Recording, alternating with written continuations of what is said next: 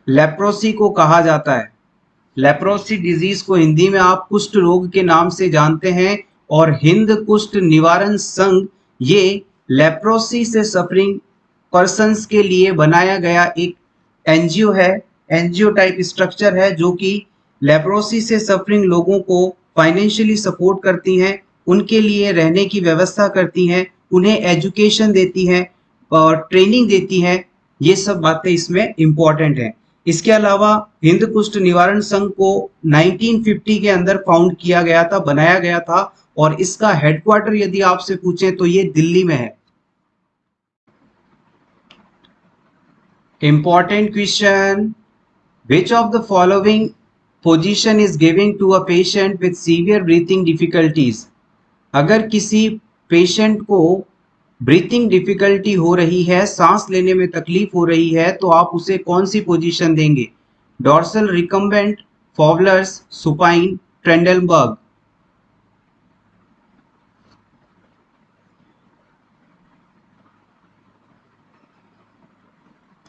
Option B is correct here. अगर किसी client को रेस्पिरेशन रिलेटेड प्रॉब्लम है तो आप उसे फॉबलर्स पोजीशन दे दीजिए, यानी पेशेंट को सपोर्ट देकर कुछ इस प्रकार से बेड में बिठा दीजिए। ऐसा करने से क्लाइंट के लंग्स को फैलने के लिए पूरा स्पेस मिल जाता है और ज़्यादा से ज़्यादा ऑक्सीजन अंदर जाएगी और CO2 बाहर आएगी, तो इससे पेशेंट में रेस्पिरेशन डिफिकल्टी ठीक हो जाती है। नेक्स्ट क्वेश्चन। The nurse is discussing meal planning with a mother of 2 years old toddler. Which of the following statement is made by the mother would require need for further instruction? एक 2 साल के बच्चे की माँ अगर अपने बच्चे के खाने के बारे में कौन सा स्टेटमेंट दे तो उसे आप तुरंत और समझाएंगे? Option A, it's okay to give my child white grape juice on breakfast. मैं अपने बच्चे को ब्रेकफास्ट में वाइट ग्रेप जूस दूंगी। Option B, my child can have a grilled cheese sandwich for lunch. मेरा बच्चा लंच में ग्रिल्ड चीज सैंडविच खा सकता है या खाएगा।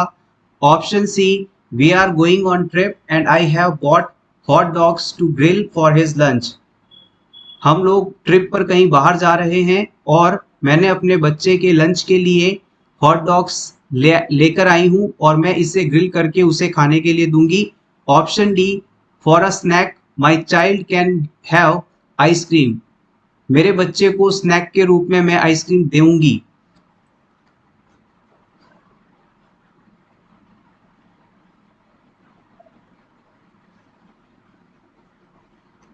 The right answer is option सी।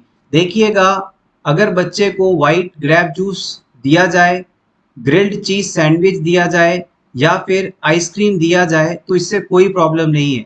लेकिन अगर आपने इस बच्चे को हॉट डॉग्स अगर खाने के लिए दिए तो इससे बच्चे में चॉकिंग हो सकती है और बच्चों में चॉकिंग के कारण काफी ज्यादा सिचुएशन कॉम्प्लिकेटेड हो सकती है, तो हम बच्चे को खाने में हॉट डॉग्स देने से मना करेंगे और इसके अलावा कोई भी सब्सटेंस दिया जा सकता है। Next question. The sequence of development of puberty in girls. Girls में प्यूबर्टी आने पर किस सीक्वेंस में सिम्टम्स डेवलप होते हैं?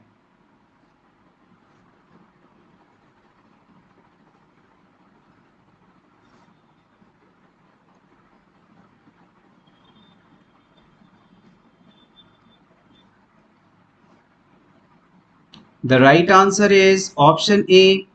जब भी गर्ल्स के अंदर प्यूबर्टी शुरू होती है तो सबसे पहले थैलार्की डेवलप होता है। थैलार्की का मतलब होता है ब्रेस्ट बर्ड्स का साइज बढ़ना। फिर आता है प्यूबार्की, यानी कि प्यूबिक एरियाज के अंदर हेयर ग्रोथ होती है। और फिर आता है menarche, it is a last sign of puberty. इसमें मेंस्ट्रुअल साइकिल, मेंस्ट्रुअल ब्लीडिंग होने लगती है। अगर बॉयज के अंदर प्यूबर्टी के फर्स्ट साइन के रूप में यदि आपसे पूछा जाए तो आप बताएंगे प्यूबर्टी आने पर मेल्स के अंदर, बॉयज के अंदर टेस्टिस का एनलार्जमेंट सबसे पहले होता है। नेक्स्ट। यूनिसेफ का हेडक्वार्टर कहाँ स्थित है? Geneva, London, New York, Delhi.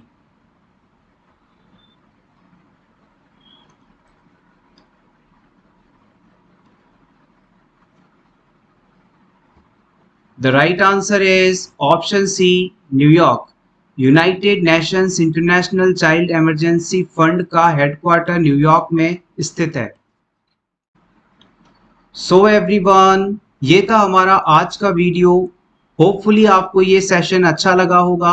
अगर सेशन अच्छा लगा हो तो प्लीज़ इसे लाइक कर दीजिएगा और इसी तरह के और क्वेश्चंस देखने के लिए for nurses preparation YouTube channel को जरूर सब्सक्राइब करें। Thanks a lot, best of luck.